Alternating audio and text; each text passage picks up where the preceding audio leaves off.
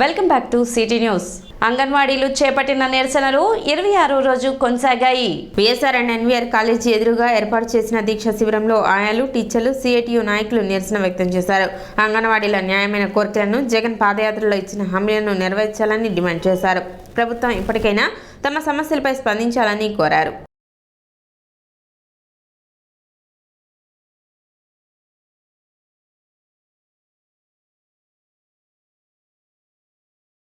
పుట్టినట్టుగా లేకపోగా ఇంకా మా మీద ఎక్కువ మొండితనాన్ని ప్రవర్తించడానికి అన్నట్టు నిన్నటి వరకునేమో మేము 5వ తారీఖు లోపు జాయిన్ అవ్వకపోతే మెమోలు ఇస్తాము, నోటీసులు ఇస్తాము అన్నారు.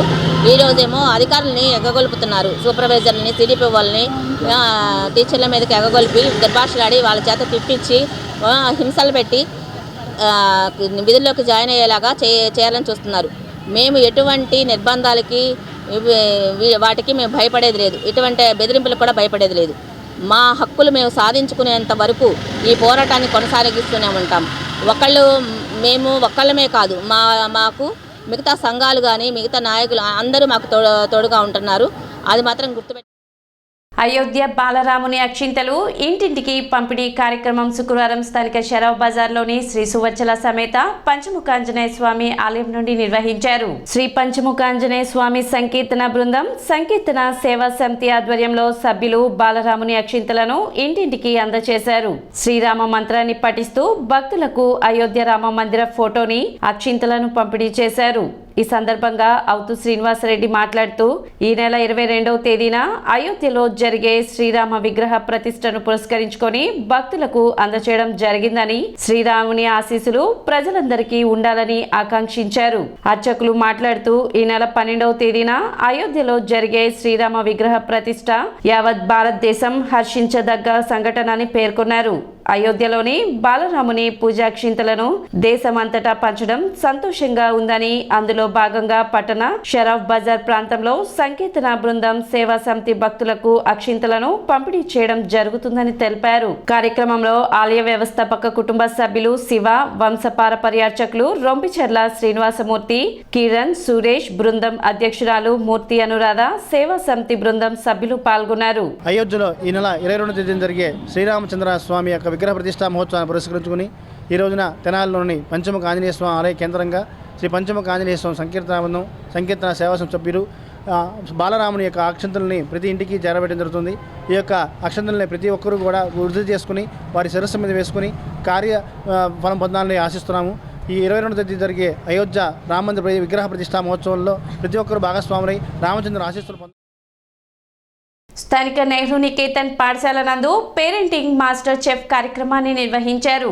యూకేజీ విద్యార్థులకు నిర్వహించిన కార్యక్రమంలో భాగంగా విద్యార్థుల తల్లిదండ్రులు తయారు చేసిన ఆహార పదార్థాలను ప్రదర్శించారు. ఈ కార్యక్రమాన్ని పాఠశాల డైరెక్టర్ మురళీకాంత్ పర్యవేక్షించారు. ఈ సందర్భంగా ఆయన మాట్లాడుతూ మంచి ఆహారం తీసుకోవడం వలన కలిగే ఉపయోగాలు, చెడు ఆహారం తీసుకోవడం వలన కలిగే అనర్థాలపై పిల్లలకు అవగాహన కల్పించేందుకు ఈ కార్యక్రమం చేపట్టినట్లు తెలిపారు. దీనిలో పేరెంట్స్ ని భాగస్వామ్యం చేసి మంచి చెడు ఆహారాలను పిల్లలు గుర్తించే విధంగా ఏర్పాటు చేసినట్లు తెలిపారు. పిల్లలకు ఏదైనా విషయాన్ని విన్నదానికంటే ప్రాక్టికల్ గా చూపించడం ద్వారా సులభంగా అర్థం చేసుకోవచ్చనే ఉద్దేశంతో ఈ కార్యక్రమాన్ని ఏర్పాటు చేసినట్లు మురళీకాంత్ తెలిపారు. కార్యక్రమంలో పాల్గొన్న విద్యార్థుల తల్లిదండ్రులకు అభినందనలు తెలిపారు.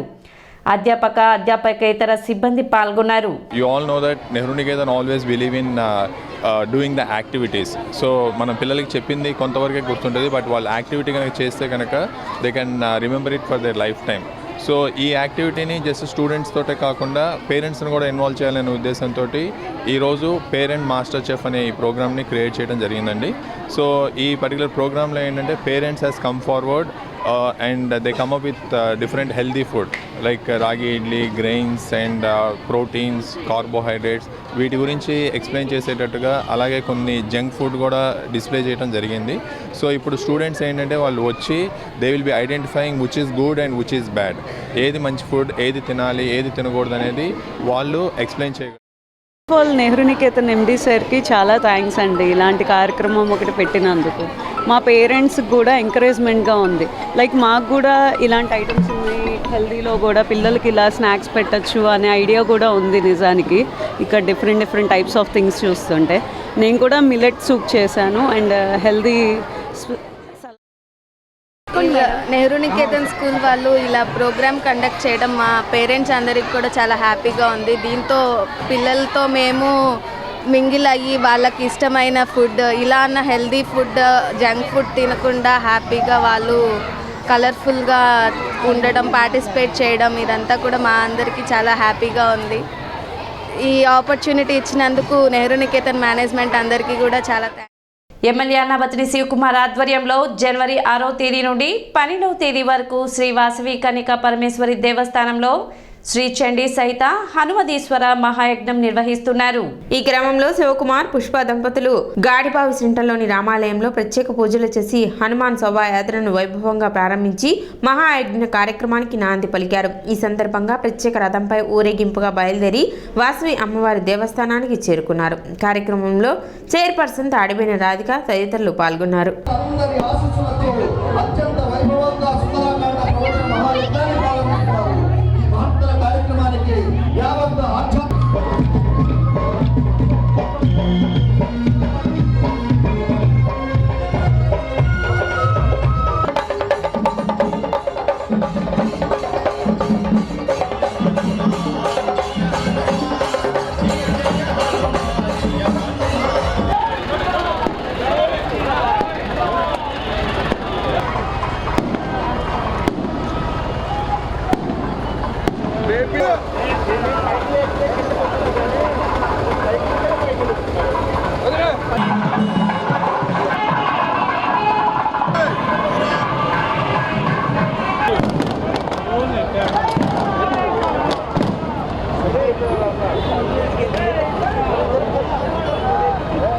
అయ్యా మమ్మల్ని తీసుకోండి అయ్యా.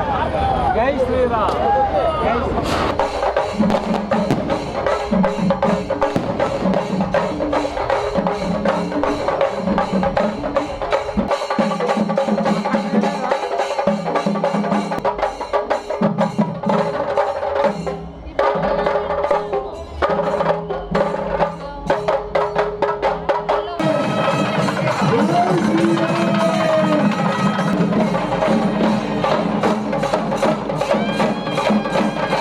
కోరుకుంటున్నాను. చాలా ముఖ్యమైనటువంటిది. ఒక పక్కన దేశం అంతా కూడా రామనామంతో ప్రతిధ్వనిస్తోంది. అయోధ్యలో రామ మందిర నిర్మాణం పూర్తయి విగ్రహ ప్రతిష్ట ఇంకా ఉత్సవం కూడా ప్రారంభం కాలేదు. ఏదైనా మన తెనాలి పట్టణం చాలా గొప్పది, అన్నిటిలోనూ ముందే ఉంటుంది. ఈవేళ జరిగేటటువంటి ఈ వేదిక చాలా గొప్పగా ఉన్నది. ఎందుకంటే అక్కడ అయోధ్యలో పండగ అయితే ఆనందం అంతా కూడా తెనాల నుంచి ఇక్కడికి ఈ బలాన్ని అక్కడికి పంపిస్తున్నటువంటి ఎంతో చక్కగా మరి ఆ రథయాత్ర, శోభయాత్ర వచ్చినటువంటి భక్తులంతా కూడా ఎంతో చక్కగా భక్తి శ్రద్ధలతో వచ్చారు. ఇది ఒక రకమైన విజయోత్సవం మనందరిదంతా. మనకి ఈ విజయోత్సవం ఇంకా ముందు మళ్ళీ మనం దర్శించుకోవాలని భగవంతుని ప్రార్థిస్తూ రేపటి నుంచి ఈ రామనామంతో ప్రాంగణం అంతా ప్రతిధ్వనిస్తుంది. రామనామం అన్నిటికంటే జయాన్ని, బలాన్ని కలిగించే గొప్ప నామం. అత్యంత శోభాయమానికంగా ఆధ్యాత్మిక శోభ భగవన్ నామంతో వెల్లువిరుస్తుంది. ఈ ప్రాంగణం అంతా కూడా ప్రతిరోజు 7 to 8 హనుమాన్ చాలీసా పారాయణ జరుగుతుంది. ఉదయం 7 to 8 హనుమాన్ చాలీసా పారాయణ. అక్కడి నుంచి అర్చన, అభిషేకాదులు, హోమాలు అన్నీ అవుతాయి. తదుపరి సాయంత్రం కరెక్ట్గా 6 గంటలకండి 6:01 స్వామి జై శ్రీరామ్ అంటారు. గుర్తుపెట్టుకోండి. మీరు ముందుగా సీట్లు కాపాడుకోండి. సీట్ తర్వాత కావడం దొరకదు. కాబట్టి మీరు అందరూ కూడా కరెక్ట్గా ఖచ్చితంగా 6:00 రావాలి. కాబట్టి ఈ 7 రోజులు కూడా ఈ యొక్క సుందరకాండ పారాయణలో పాల్గొని మన అన్నప శివకుమార్ ఎమ్మెల్యే గారు చేస్తున్న ఈ మహాయజ్ఞంలో, ఇటువంటి మంచి సత్కార్యంలో ప్రతి ఒక్కళ్ళు వానర సైన్యంలాగా, ఒక సైనికుల్లాగా, ఒక సమీపలాగా ప్రతి ఖాళీ పోస్టులను భర్తీ చేయాలని డిమాండ్ చేస్తూ తెలుగు యువత ఆందోళన చేపట్టింది.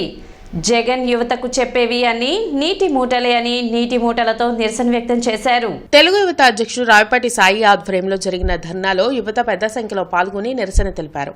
ప్రభుత్వ రంగంలో ఖాళీగా ఉన్న 2,30,000 పోస్టులను భర్తీ చేయాలని డిమాండ్ చేశారు. చంద్రబాబు అధికారంలో ఉన్న సమయంలో 1,00,000కు పైగా యువతకు ఉద్యోగావకాశాలు కల్పించారన్నారు.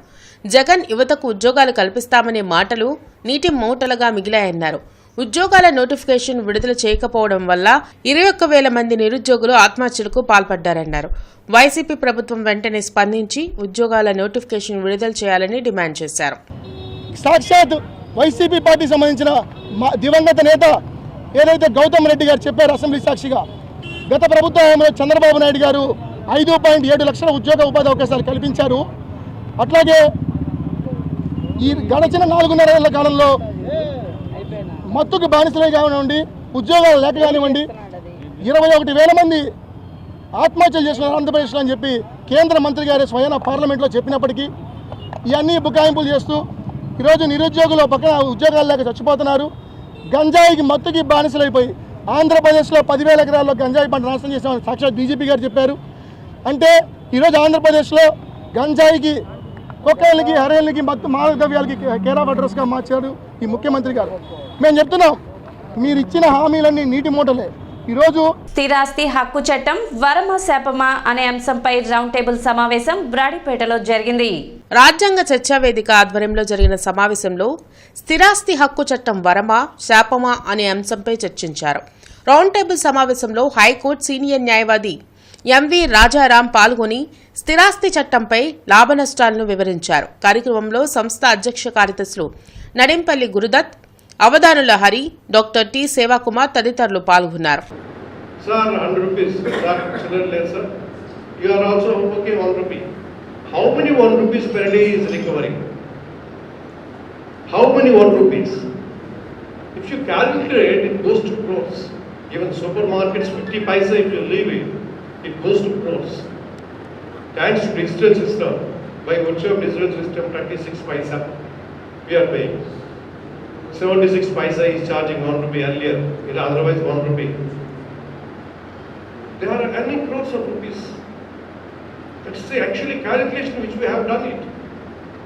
This act also a hidden effect on the public, because if you don't register the property within the time frame, and if you register the property within the time frame of 2 years, and you don't know what is registration and all, you will not display to you immediately. Go and do it later because certificate is with him.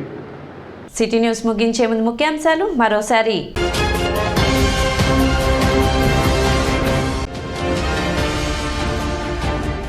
రాష్ట్రంలో గతంలో ఎప్పుడు చూడని దారుణమైన ప్రభుత్వాన్ని YCP రూపంలో చూస్తున్నాం. Janasena party ప్రధాన కార్యదర్శి నాగబాబు వెల్లడి.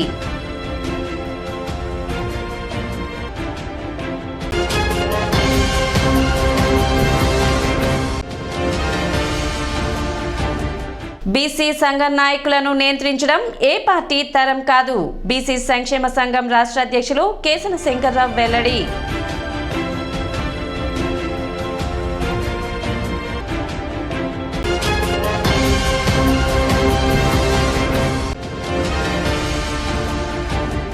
మున్సిపల్ కార్మికులు చేపట్టిన సమ్మెలో భాగంగా మున్సిపల్ కార్యాలయాన్ని ముట్టడించిన కార్మికులు.